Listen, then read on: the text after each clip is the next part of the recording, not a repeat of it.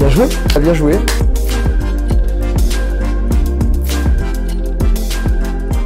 Et salut à toi future rentière. Eh oui, aujourd'hui j'ai décidé de changer un petit peu. Désolé les gars, mais aujourd'hui on met les femmes à l'honneur. Donc j'ai le plaisir aujourd'hui de te présenter Manon. Enchantée. Enchantée, voilà, donc Manon est une participante de ma formation. Et aujourd'hui j'ai décidé de changer un petit peu. Il y a beaucoup d'hommes, hein, tu sais que je le présente, et voilà, il y en a beaucoup. Mais j'ai aussi beaucoup de femmes dans mes participantes qui font des super belles opérations. Donc aujourd'hui j'ai décidé de te présenter Manon qui a fait une super belle opération qui est encore très différente de mes autres participants. Donc maintenant je vais te les laisser, présente-toi, explique-leur un petit peu qui tu es. Donc salut à tous, moi c'est Manon Rivière, je viens de Perpignan, j'ai 26 ans et je suis commerciale dans les dispositifs médicaux. D'accord. Explique-leur du coup qu'est-ce qui t'a poussé à faire de l'immobilier parce que tu viens pas du tout de ce domaine, ta famille pas du tout non plus. C'est vrai. Ce qui m'a fait changer, c'est que j'ai pas mal voyagé. Et quand je suis rentrée de voyage, je voulais investir dans l'immobilier sans formation. Donc j'ai investi dans un lot à Pinel. Suite à ce lot à Pinel, j'ai appris beaucoup de choses. Que je perdais un peu plus d'argent que ce que je pouvais entendre autour de moi. Avec l'immobilier, on pouvait vraiment gagner de l'argent. Et donc là, je t'ai trouvé sur Internet et j'ai commencé à regarder tes vidéos. Et c'est comme ça que ça m'a donné encore plus l'envie d'investir dans l'immobilier. D'accord. Et vraiment au début, en fait, qu'est-ce qui t'a poussé à acheter le Pinel? Je voulais commencer à me créer un patrimoine et de me dire d'ici quelques années avoir un patrimoine et puis pourquoi pas le léguer à mes enfants si j'en ai. Voilà, c'était surtout le côté patrimoine qui me plaisait. Ok, mais au début, forcément, t'as acheté le Pinel sans connaissance. Hein, on va pas parler du Pinel aujourd'hui, j'ai fait une vidéo à ce but, tu regarderas sur ma chaîne. Et donc après, petit à petit, t'as engrangé des connaissances et t'as compris un peu l'erreur que t'avais pu faire. Exact. J'ai compris l'erreur que j'avais faite et j'ai commencé à prendre un peu passion par l'immobilier. Et c'est vrai qu'aujourd'hui, tous les jours, je suis sur des recherches. Voilà, c'est quelque chose qui m'a vraiment plu, quoi. Ouais, ça, je l'ai bien remarqué. Donc, souvent, j'ai des femmes qui me posent des questions sur Instagram, sur Facebook et qui me disent « Ouais, mais est-ce que c'est un métier pour les femmes? Est-ce que moi j'ai peur des travaux? Est-ce que je vais me faire prendre au sérieux ?» J'ai déjà eu des participantes qui m'ont dit quand j'arrive à la banque avec un dossier, des fois je suis pas pris au sérieux. Est-ce que toi, tu as eu cette crainte au début? Est-ce que tu as été confronté à des personnes, des professionnels qui, tu penses, t'ont moins pris au sérieux parce que tu étais une femme? Alors oui, beaucoup les agents immobiliers. Eux, souvent, ils nous prennent pas au sérieux. Ouais. Ma banquière me connaissait déjà, donc il n'y avait aucun souci à ce niveau-là. Ma notaire, pareil.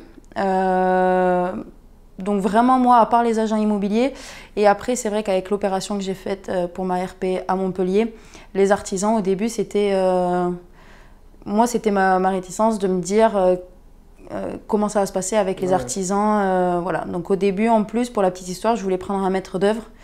Et ce maître d'œuvre m'a dit « Je pense que vous avez la capacité de pouvoir gérer vos artisans. Ça va coûter bien plus cher de prendre un maître d'œuvre. Et il m'a dit « Lancez-vous et commencez à gérer vos artisans. » Et donc au final, j'ai... Et ça s'est bien passé. Super. Tu vas nous expliquer l'opération. Ouais. Comment t'as géré alors du coup en tant que femme? Si tu devais donner un conseil par exemple à des femmes qui démarrent, qui ont peut-être cette crainte, qu'est-ce que tu as fait, ou qu'est-ce que tu aurais dû faire peut-être, pour être pris au sérieux par les agents IMO, par les banquiers, par les artisans? En fait, à partir du moment où on a des connaissances grâce à ta formation, on est un peu plus crédible face à ces professionnels. Et dès qu'on commence à être un peu plus pointu, d'un coup, ça enlève ce... T'as le regard qui change, tu le sens dans les yeux, d'accord. Exactement. Et puis même, moi, en tant que personne, je me sens beaucoup plus confiante. Et donc, dès que je vais voir quelqu'un, quand je lui serre la main, je sais de quoi je parle. Voilà. Et ça fait, je pense, la différence par rapport à mon premier achat en loi Pinel et mon deuxième achat. Complètement. Je suis entièrement d'accord. Ça marche pour les femmes, celles qui peuvent sentir que peut-être qu'elles vont avoir peur de ne pas être à la hauteur ou que ce ne soit pas forcément un métier d'homme. Ça marche quand on est trop jeune. J'ai démarré, j'étais trop jeune, je sentais dans les yeux des banquiers que bon, qu'est-ce qu'il veut ce petit jeune là? Il nous parle d'immeubles. Ça marche quand on n'a pas forcément la profession qui va avec. Ça marche pour pas mal d'autres situations en fin de compte. Et c'est vrai qu'à partir du moment où on a les compétences, on se sent plus en confiance, on le transmet. dans le regard, dans la tenue, dans la poignée de main, dans pas mal de choses. On le transmet et même quand on commence à parler technique, les gens se disent oh, lui ou elle, je sens qu'il sait de quoi il parle. Exact. Ça change la différence. Voilà. Ouais. Et le côté femme en fait est complètement oublié. Parce qu'on sait qu'aujourd'hui, les femmes peuvent gérer beaucoup de choses. Et on en parlera après, elles ont pas mal d'autres avantages par rapport aux mecs. Ouais. Ok, explique-nous un peu ton opération. Qu'est-ce que tu as fait après le Pinel, du coup? Après le Pinel, donc par rapport à ma situation professionnelle, je devais aller me loger. Donc, vu que j'avais déjà suivi ta formation, je me suis dit, qu'est-ce que je peux faire aujourd'hui pour commencer à investir? Et donc là, je me suis dit, pourquoi pas investir dans une ERP. Donc là, comme ta formation le dit bien, pour une ERP, acheter où c'est cher et comme ça, pour la revente, ça sera beaucoup mieux. Résidence principale RP, hein, pour ceux qui... Oui, voilà. Et donc, par rapport à ma situation géographique avec mon travail, Montpellier, c'était la meilleure des villes. Voilà. D'accord. Donc, j'ai commencé à chercher sur Bien Ici, Le Bon Coin. Et puis, ça a duré à peu près entre le moment où j'ai fini ta formation et j'ai acheté, il y a eu 2 mois, où j'ai commencé vraiment à chercher, à visiter des biens. Et au 15 juillet, j'ai vu cet appartement. Et là, je suis rentrée dans l'appartement et je me suis vraiment projetée complètement. Voilà, donc moi, j'avais fait quand même une étude de marché avant pour savoir, voilà, c'est ma RP, mais si jamais demain, je veux la vendre, pour faire une plus-value, combien je pourrais la vendre. Donc j'ai fait ma petite étude de marché et donc j'ai investi au niveau des Beaux-Arts. Voilà, donc c'est actuellement un bon quartier pour investir. Et voilà, donc j'ai fait les demandes auprès des banques. Ça a été accepté de suite, voilà, donc sur 25 ans à 1,50 de taux. Voilà, donc l'opération au total, avec les meubles compris, on est à 160 000 €. D'accord, on va détailler un petit peu plus les chiffres tout à l'heure. Ce qui est intéressant, c'est pour ça que je voulais te présenter Manon aussi, c'est que j'ai des participants qui veulent être rentiers, achètent que du locatif, etc. J'en ai qui démarrent par une résidence principale.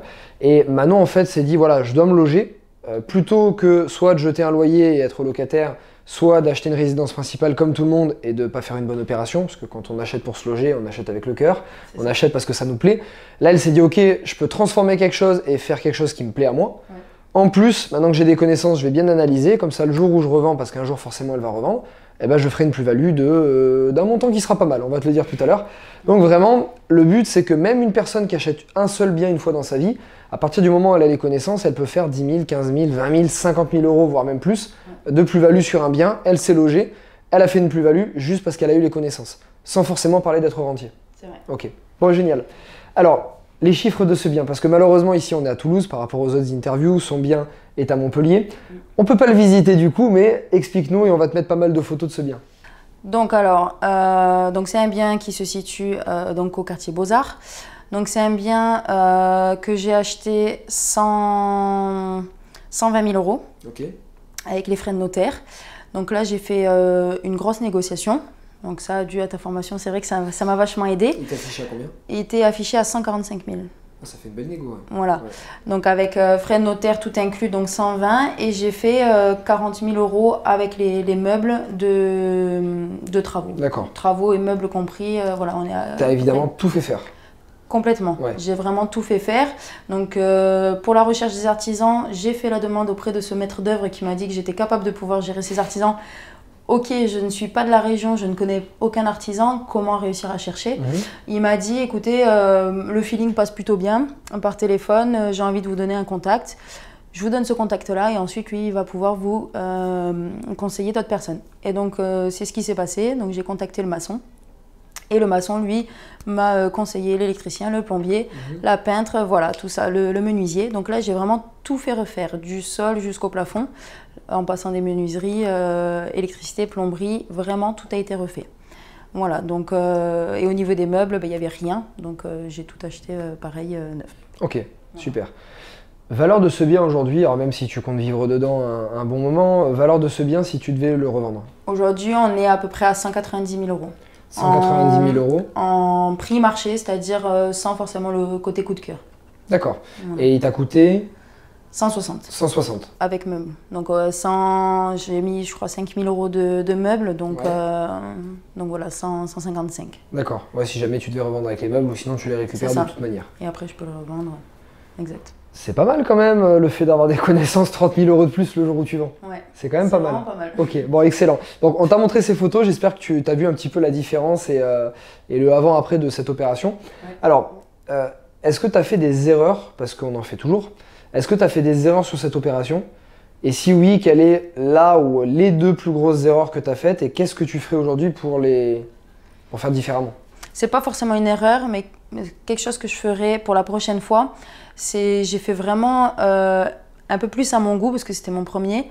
Ouais. Et au lieu de mettre 40 000 € de travaux, j'aurais peut-être dû mettre 30 000 et pour la suite faire un peu plus de plus-value.